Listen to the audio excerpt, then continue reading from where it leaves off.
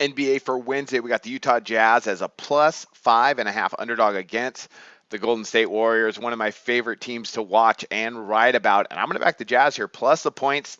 They catch Golden State off a back-to-back. Sure, they've lost to Golden State 3 times this year, but Utah's playing really good basketball right now. They catch them in a good spot. I think they can take this. They think they can take this game to the wire if they're able to control the tempo, which they go at a really slow pace. They actually rank worst in the NBA as far as attempts per game, around 80 shot attempts per game offensively, the Jazz. But I like them in this spot here. I think they're going to be able to control some tempo, some pace.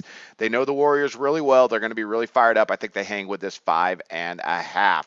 Let's talk about the Utah Jazz.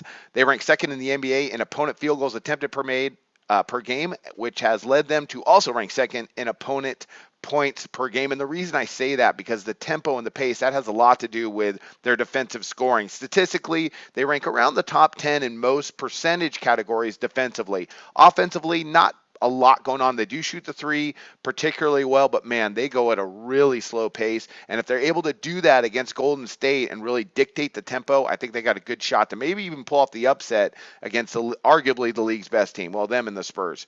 Golden State on the season, they average 115.5 points per game. That ranks them first in the NBA, and they rank either first or second in the league in all the most offensive categories, just across the board. You can't really pick out one thing they're good or they're not bad at anything. You can't really pick out one thing they're great at, is what I should say, because they're great at everything offensively, from assists to three-point shooting, just across the board. I don't need to say anymore. Defensively, they've also stepped up. They have some nice percentages. They're one of the top 5 defensive teams in the NBA. They do allow a lot of tempo, which hasn't seemed to affect their winning percentage, that's for sure. But tonight, just kind of a tough spot, off that back-to-back. Now they're traveling to Utah team that is playing really, really well. Also, last time these two met at Golden State, Utah did not play very well, and Golden State was lights out. They shot 57% from the floor and over 40% from distance. I don't anticipate they're going to have those same percentages tonight. Utah catches them in a good spot, so I think they hang within this number. That's one of my NBA picks today, and I wish you luck on your picks today.